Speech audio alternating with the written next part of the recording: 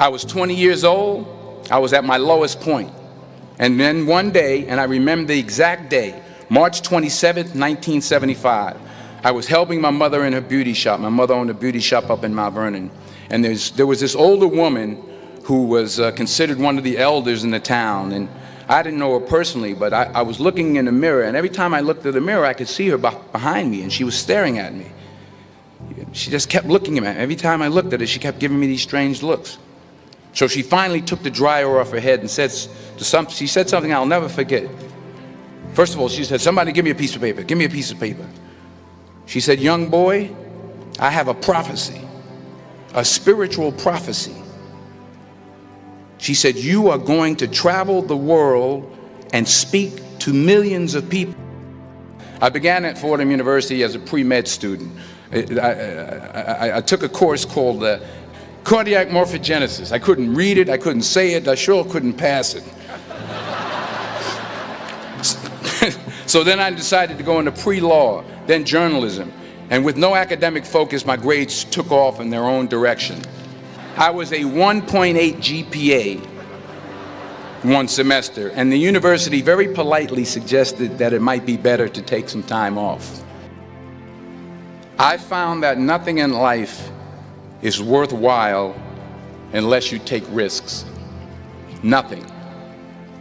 Nelson Mandela said, "There is no passion to be found playing small and settling for a life that's less than the one you're capable of living."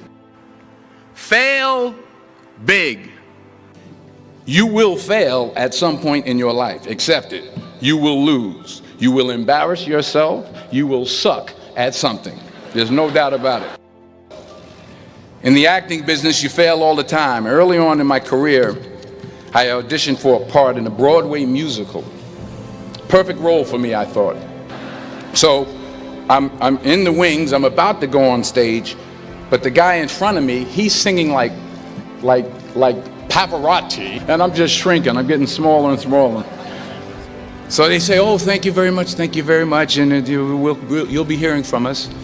So I come out with my little sheet music, and so I assumed I didn't get the job. But the next part of the audition, he called me back. The next part of the audition is the acting part of the audition. Now I'm like, hey, okay, maybe I can't sing, but I know I can act. So they pair me with this guy, and again, I didn't know about musical theater. And musical theater is big, so they can reach everyone all the way in the back of the stadium. And I'm more from a realistic, naturalistic kind of acting where you actually talk to the person next to you. So I don't know what my line was. My line was, "Well, hand me the cup." And his line was, "Well, I will hand you the cup, my dear. The cup will be there to be handed to you."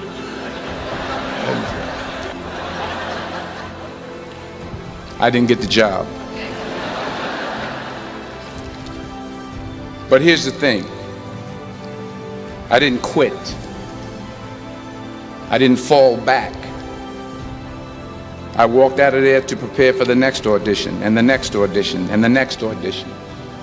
I prayed. I prayed. And I prayed. But I continued to fail, and fail, and fail. But it didn't matter, because you know what? There's an old saying, you hang around the barbershop long enough, sooner or later you're going to get a haircut. So you will catch a break, and I did catch a break. Last year, I did a play called Fences on Broadway. Someone talked about it. Won the Tony Award. But here's the kicker. It was at the Court Theater. It was at the same theater that I failed that first audition 30 years prior. Reggie Jackson struck out 2,600 times in his career, the most in the history of baseball. But you don't hear about the strikeouts. People remember the home runs. Fall forward.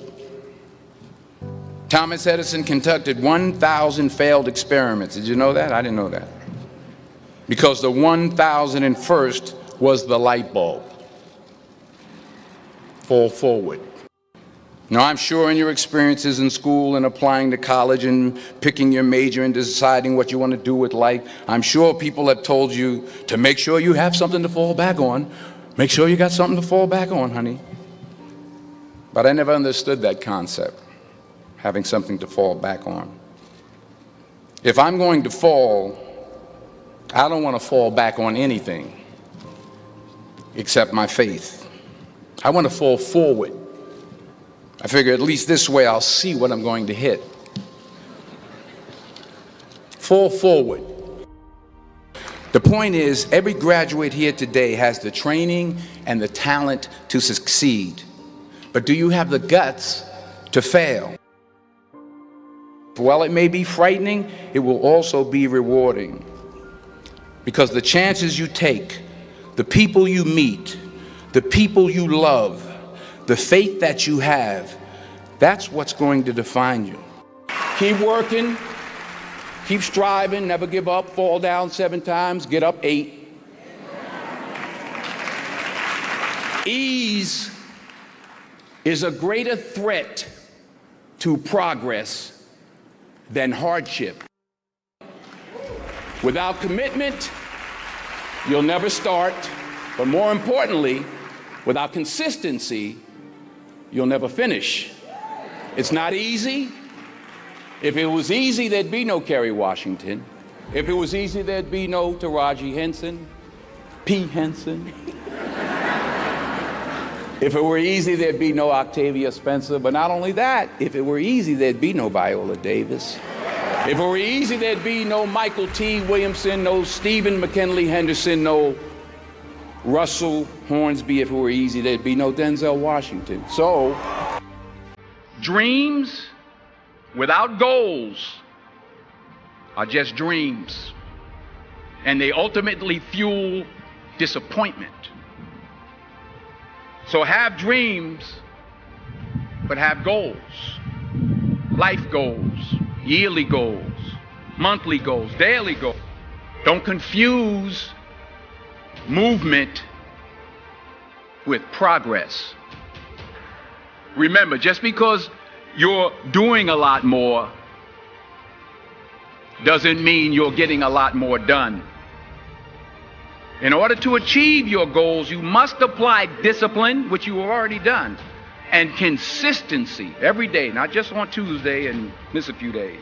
You have to work at it every day. You have to plan every day. You've heard the saying, we don't plan to fail, we fail to plan.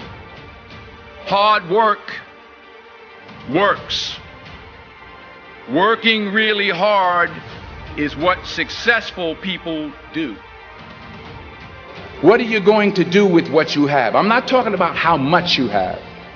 Some of you are business majors, some of you are theologians, nurses, sociologists. Some of you have money, some of you have patience, some of you have kindness, some of you have love, some of you have the gift of long suffering. Whatever it is, whatever your gift is, what are you going to do with what you have? And it's not how much you have. It's what you do with what you have. We all have different talents. Some of you will be doctors, some lawyers, some scientists, some educators, some nurses. The most selfish thing you can do in this world is help someone else.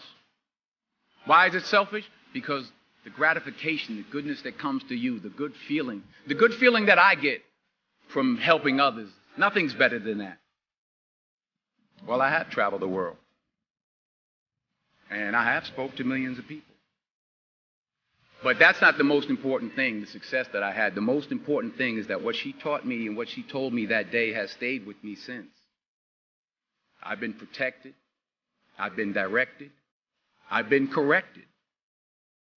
I've kept God in my life and it's kept me humble. I didn't always stick with him, but he always stuck with me. So stick with him in everything you do. If you think you want to do what you think I've done, then do what I've done. Today is the beginning of the rest of your life, and it can be very frightening. It's a new world out there. It's a mean world out there, and you only live once. So do what you feel passionate about. Take chances.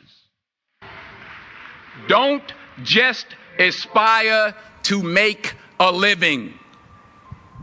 Aspire to make a difference.